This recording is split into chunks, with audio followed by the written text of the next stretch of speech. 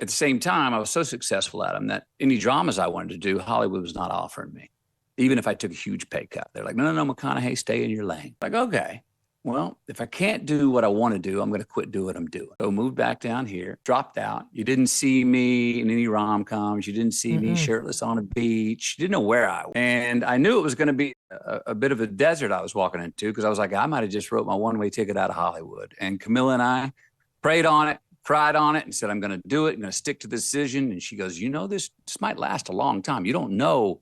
There's no parachute to pull here. You might just written yourself a ticket out of Hollywood. And I was like, yep, but it's non-negotiable. This is what I'm going to do. Well, months went by and nothing. 6 months go by, nothing. A year goes by. I talked to my agent. He goes, Matthew, I haven't even heard your name. Luckily at this time, Camilla's pregnant and we've got our first child coming on, which really anchored me to have a little significance, in a time when I was feeling very wobbly without any work to do. 18 months go by. And I remember this script comes in. It was romantic comedy, $8 million offer. I said, no, thank you. $10 million offer. I said, no, thank you. $12 million offer. I said, no, thank you. $14.5 million offer. I said, let me read that again.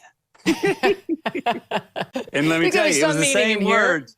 So it was the same words as the $8 million offer, but it was better. It was more well-written. I could see this working for me, but ultimately I said no. And I think that sent a little bit of an invisible message to Hollywood. Oh, McConaughey's not bluffing.